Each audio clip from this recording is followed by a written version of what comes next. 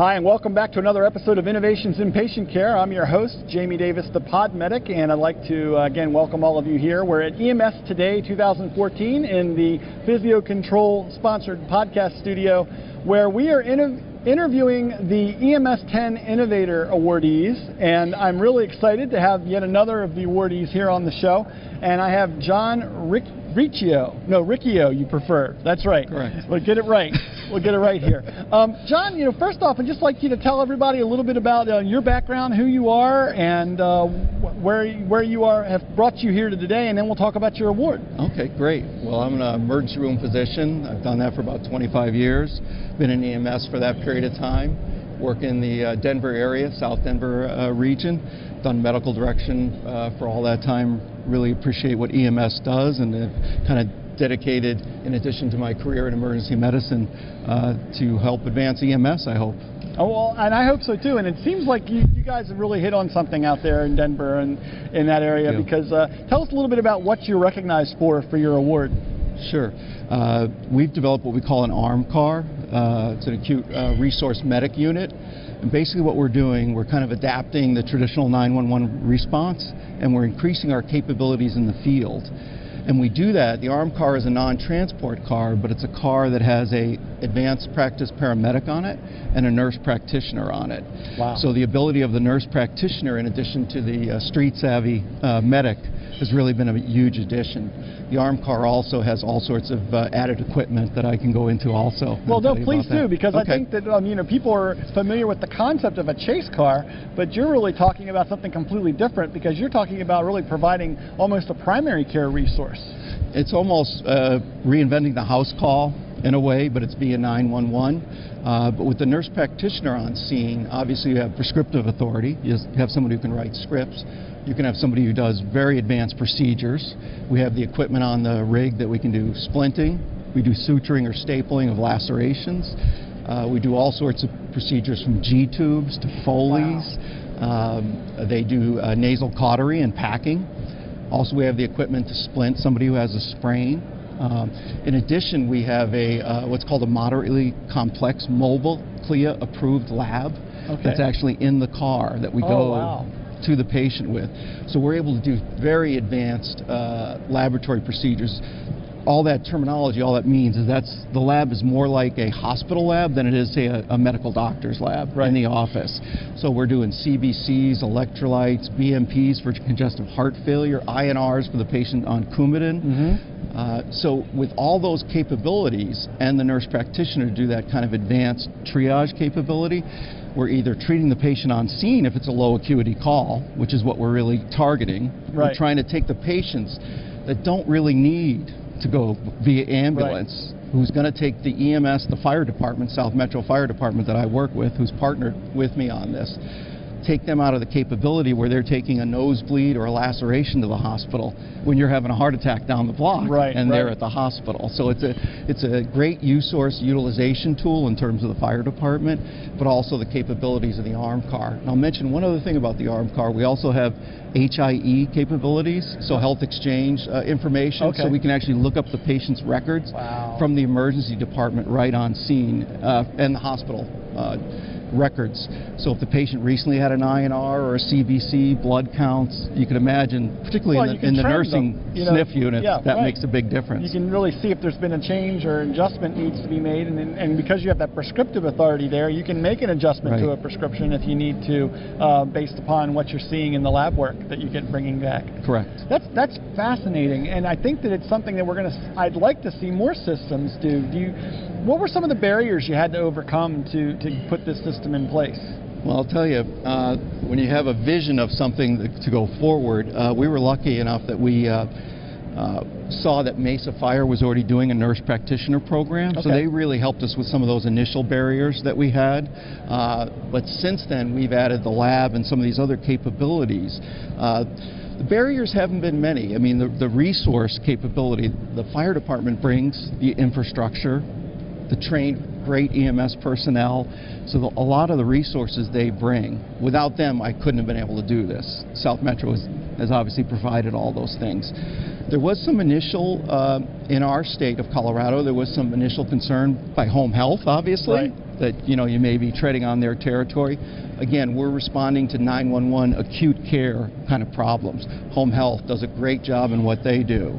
And so once we got that kind of worked out, it's all been, now we're great advocates of each other. We refer to home health, they refer to us. Right. It's really turned out to be great, but I think that was one of the bigger barriers. And then just the resources to have the South Metro Fire Department believe in the concept that this would actually be good for their citizens. And to be honest with you, save them a tremendous amount of money. I'll bet. Because you can imagine the ambulance cost a ride to the hospital usually about $1,000, let's just say on average.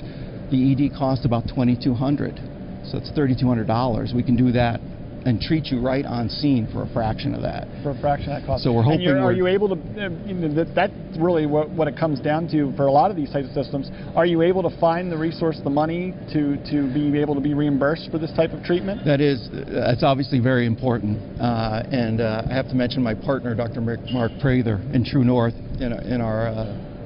He's the MBA part of the job. He's the brains of the operation, and he's contacted what we have as our top 5 insurance companies in our area, and they've agreed to reimburse us for those calls. So you really are changing healthcare where you get reimbursed to go to the hospital if EMS transports, but if they don't transport, they don't get reimbursed, and we obviously have to change that, Jamie, to make the healthcare system accountable and make it more cost effective and efficient. And I think that you see, it would make sense to me, and that's why I'm glad to hear that you had some good feedback and buy-in by the insurance companies, because up until now it seems like they've been resisting paying adding any new payees to their system, or any other modes of payment. But obviously, like you said, this is tremendously more cost effective than an ER visit. And even if they're only covering 80% of that ER visit, it's still a lot cheaper for them to cover the cost of a nurse practitioner and a paramedic on the scene in a car rather than an ambulance and all the fuel that it takes to move that bigger unit around down the road, not let alone the additional resources that are tied up with it. Correct. And again, Dr. Prather, who's the MBA, goes to these insurance companies, and he's had very positive response from them. Just when you look at the economics of it, it makes total sense.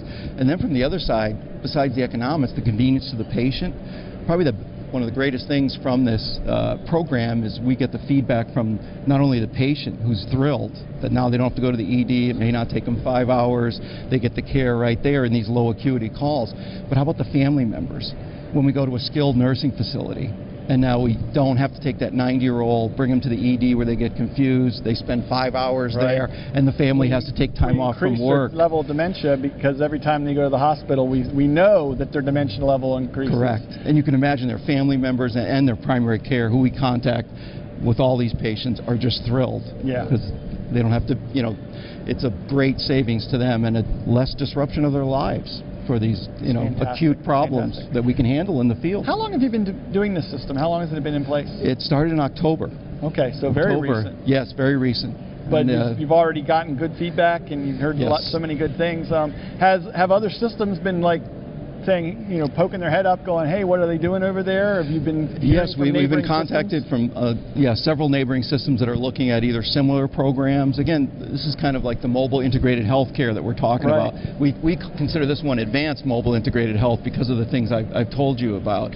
So it's a little different than the community health paramedicine. So we have gotten a lot of interest, and obviously the programs out of Mesa that we mentioned in Arizona, and then MedStar in Fort Worth. What they're doing.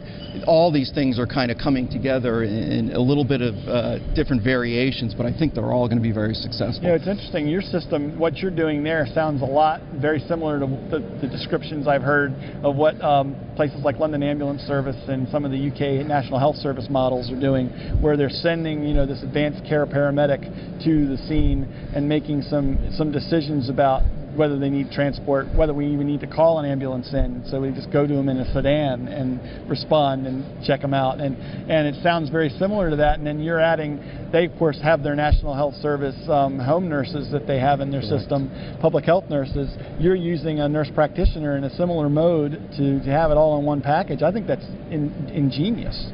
We hope at some point to kind of take it to the next step. Our business is called True North Navigation. We want to involve dispatch, and just like the UK does with the nurse dispatch, and then you have the nurse practitioner, and we also hope to bring the APPs, the advanced paramedics, up to a level where they're making those decisions. They're already doing that in North Carolina. Dr. Myers in Wake County. Brent's doing they're already doing that kind of stuff. So I think the combination of all those different, spokes of the healthcare providers, I think we can feed all these gaps. We're trying to find, we have this gap that we're looking at. It's a little bit different than some of these other programs, but we hope to incorporate these other programs and their successes in ours and really make it a total navigation of the patient. Because where this really started for me was navigation of my mother when she was 90 years old and she was very sick for the last 2 years of her life. As a healthcare provider, I even had difficulty. I was in Colorado, she was in Connecticut. The answer to all the medical problems was send her to the emergency department. Our thought now is, how about we send a piece of the emergency department to the patients and see if we can stop it there and help the patient in a convenient, cost-effective way. Real quick, why is it important to recognize people in EMS with awards like the EMS 10 Awards? What makes it such a vitally important program for us to continue? Oh, I think it's very important. Obviously, I've mentioned, again, the incentive I've got is those letters that I received, but then to get recognized by the people, and I need to mention Rick Lewis from South Metro, who's my co-recipient who couldn't be here. He apologized for not being here, the co-recipient. But just the interaction and speaking to some of these other innovators and what they've done, it fills you with great admiration, but also gives you the incentive and kind of the will to continue on. I've spent my career in EMS looking at these people and saying, I have a hard time doing that in the emergency room. Imagine what they're doing in the field. So my respect for EMS and the fire departments and what they provide, and then seeing the great crowd that's here and the interest in providing and making EMS continue to be, vital to our healthcare. And make it sustainable. That's kind of what we're talking about. Can we make the new healthcare sustainable? And that's what we're all working on. So I'm just very excited to be here, very humbled and honored for the award. John, thanks for being here and joining me, and congratulations again on your award. Thank you, Jamie. And please congratulate your partner in this I will. as well, because he deserves that as well. Very much, very much. And I want to thank all of you for checking out this episode of Innovations in Patient Care. Again, make sure you follow up on all of our episodes. You can find them over at our site at mediccast.com/innovations, and of course over at the ProMed Network. I'm Jamie Davis, the Pod Medic, signing off, reminding all of you to stay safe and stay tuned here to Innovations in Patient Care.